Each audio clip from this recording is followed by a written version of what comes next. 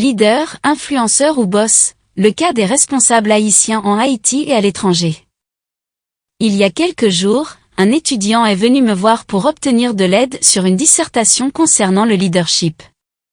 Il m'a posé les questions suivantes. Qu'est-ce qu'un leader? Y a-t-il de bons ou de mauvais leaders? Un influenceur est-il un leader?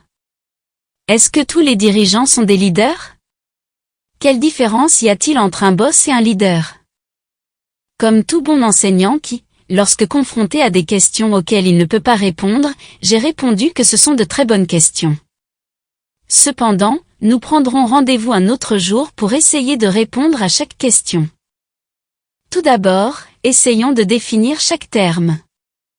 Prenons en premier le mot « influenceur ». Comme son nom l'indique, un influenceur est quelqu'un de très influent, une personne ayant établi une certaine notoriété et autorité dans son domaine et bénéficiant, dans la plupart des cas, d'une grande popularité. Essayons maintenant de définir le mot « dirigeant ». En termes simples, un dirigeant est quelqu'un qui dirige quelque chose. Cette définition pourrait également s'appliquer au terme anglais « boss » ayant tendance à envahir le champ lexical d'autres langues. Enfin, définissons le mot « leader ». De manière vague, un leader est quelqu'un qui dirige ou donne des ordres à un groupe. En considérant ces trois définitions, quelqu'un pourrait avoir tendance à utiliser ces termes de manière interchangeable. Cependant, en réalité, ces trois mots ont des significations profondément différentes. Maintenant, essayons de contraster ces trois termes.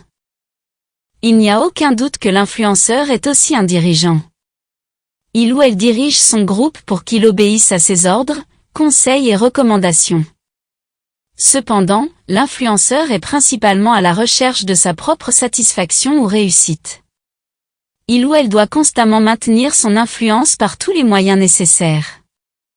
Il saisit toutes les opportunités et occasions qui se présentent. Il change souvent de position en fonction des besoins de sa cause. Il doit donc suivre la tendance populaire. En général, l'influenceur est en compétition directe avec d'autres influenceurs.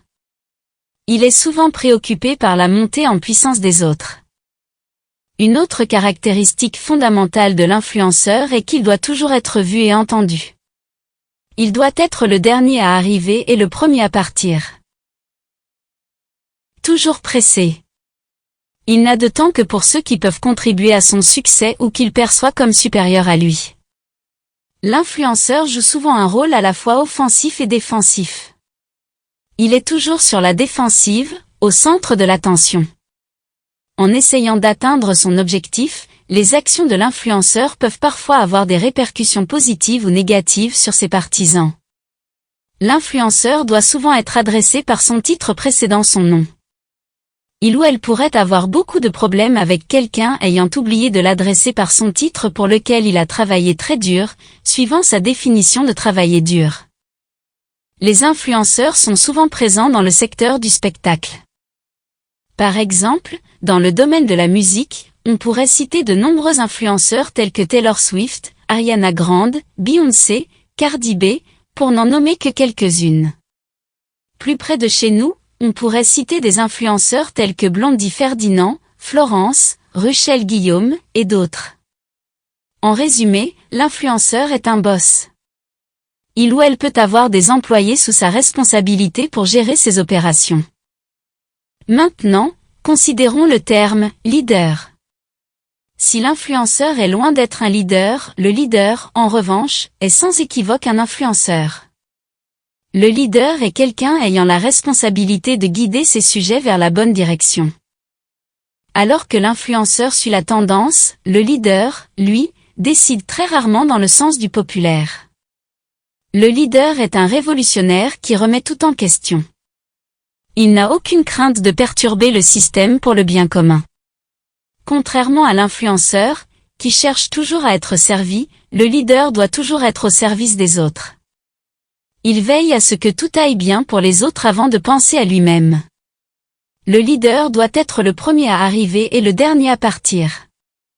Il consacre toujours du temps aux autres sans tenir compte de leur statut social, de leur origine ethnique, de leur richesse, etc. Il est toujours attentif et généralement discret. Le leader assume la responsabilité des erreurs de ses troupes, tandis que l'influenceur ou le boss rend les autres responsables de ses propres erreurs. Le leader n'a pas besoin de faire du bruit pour se faire remarquer. Il est naturellement vu et remarqué par tous. Il n'a aucun problème d'être adressé par son prénom en dépit de ses nombreux titres et distinctions. Nous faisons souvent l'erreur de penser que le leader doit nécessairement être quelqu'un de populaire. En réalité, il y a des leaders dont les actions ont beaucoup plus d'impact que leur notoriété. Si nous restons dans le domaine de la musique et prenons l'exemple du légendaire maestro de l'orchestre Tropicana, Sina Octavius Charles, plus connu sous le surnom de T-Blanc. Pendant plusieurs décennies, il s'est assuré que l'orchestre qu'il dirigeait était toujours au sommet. Il prenait soin de ses musiciens et les disciplinait lorsque cela était nécessaire. Ceux qui ont eu le privilège d'évoluer avec lui racontent souvent que T-Blanc était toujours le dernier à s'embarquer et le dernier à laisser le bus lorsque son orchestre devrait livrer une prestation quelque part. Ces témoignages s'appliquent également à une autre légende de la musique haïtienne, le regretté mémoire maestro de l'orchestre septentrional Ulrich Pierre-Louis. Alors que le boss est souvent quelqu'un de jaloux et s'assure toujours de dominer, le leader, lui, reconnaît les capacités et le talent des autres. Il n'a aucun problème à être surpassé par ses disciples ou collaborateurs. Il profite toujours de la bonne occasion pour se retirer lorsque sa mission est accomplie ou il identifie quelqu'un ayant la capacité de faire le travail mieux que lui. Cela nous amène à prendre un autre exemple d'un excellent musicien haïtien ayant marqué son passage dans l'industrie musicale haïtienne. Constatant le génie de Jean-Hérard Richard, alias Richie, Brutus Déricin s'est mis en second plan au sein de la formation Zinglin pendant des années pour laisser briller Richie et a même cédé sa place de maestro à Richie.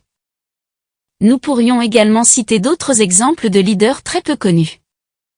L'ancien président René Préval racontait une fois l'histoire d'un ancien directeur de la police judiciaire nommé Franz Termillus.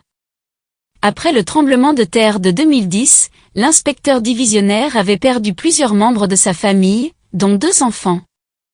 Pendant des jours, il a continué à faire son travail, à diriger ses troupes comme si de rien n'était. Ce n'est que plusieurs jours plus tard que le président de la République, dont le palais était situé à la direction centrale de la police judiciaire, a appris que le commissaire divisionnaire avait perdu plusieurs membres de sa famille. Après toutes ces considérations, on peut conclure qu'il n'y a pas de mauvais leader. Il n'y a tout simplement que des leaders. Ajouter l'adjectif « bon » devant le mot leader est tout simplement redondant. Un leader qui cesse de faire de bonnes actions cesse simplement d'être un leader. En revanche, le boss ou l'influenceur qui commence à agir de manière désintéressée et à faire de bonnes actions franchit progressivement les étapes pour devenir un leader.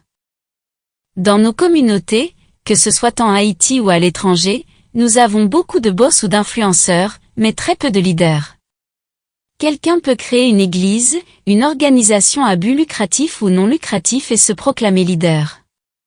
De même, de nombreux responsables d'organisations politiques se collent l'étiquette de leader. Cependant, en réalité, ce sont souvent des influenceurs, des boss ou tout simplement des dirigeants qui répondent généralement à toutes les caractéristiques énumérées précédemment. Parfois, ils montrent quelques traits de leader, mais ils seront vite démasqués par le pouvoir, l'argent, le statut social, ou tout simplement par quelques amis étrangers influents, comme c'est souvent le cas dans nos communautés aux États-Unis et probablement dans d'autres pays. Il convient de noter que les exemples d'artistes cités ci-dessus visent à expliquer le terme « influenceur ». Nous n'avons nullement l'intention de critiquer ou de juger, ni de coller une mauvaise étiquette à ces personnalités qui ont contribué à leur manière au développement de la société.